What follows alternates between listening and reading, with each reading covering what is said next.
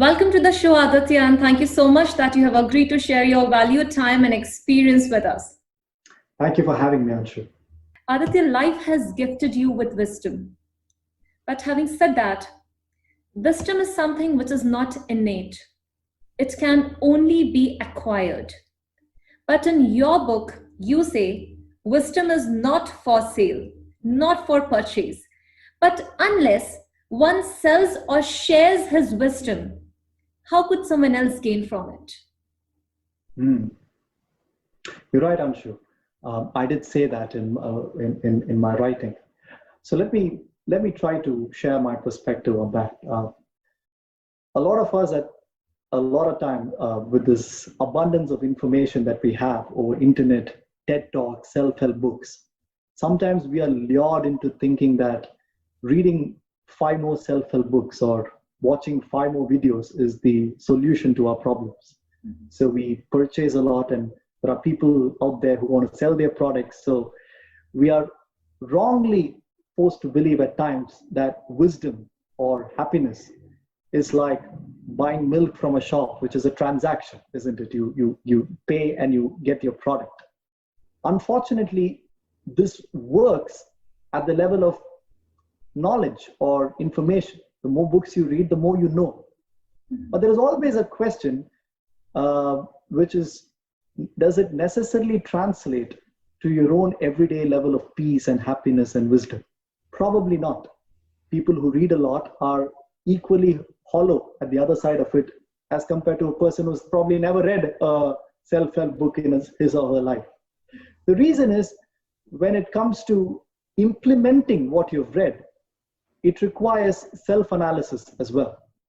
To get the prize of wisdom or happiness, you also need to pay a price of letting go of probably your current habits, your current thinking patterns, your current behavioral loops. You may read a book which says, don't get angry. But to reap the benefit of that is not about knowing not to get angry, but not getting angry. That requires analysis and letting go of current behavioral patterns. So when I say wisdom cannot just be purchased, what I meant is it's not a transaction like buying a computer or buying a carton of fresh orange juice. It is something that requires knowledge. Absolutely, as you said, it requires somebody else to part with a knowledge, a hack, or a better way of doing things. But then it needs to be followed by self-reflection, contemplation. And then at some point in time, it speaks to us as wisdom. And the moment it speaks to us as wisdom, it's difficult to revert to our ways of being of the past. What I understood is basically what we read, the videos that we watch, or the material that we come across, definitely it is of use. Like, I would want to share something with you. I had a really tiring day yesterday. I came across something on your blog which helped me come out of that situation. But I was able to grasp it, take it via self-effort, because whatever I read, I was unable to implement that in my life. So I guess, Aditya, it is definitely important for someone to share their knowledge with us. But how do we implement that in our life? That depends on us. You're right, Anshu. In your example, you were in a state of mind yesterday, which was probably ripe to that when you read it, it spoke to you immediately, isn't it? Probably on some other day when everything is going well already, my post would have probably just been another information. Yesterday, life had led you to a point when you were probably frustrated.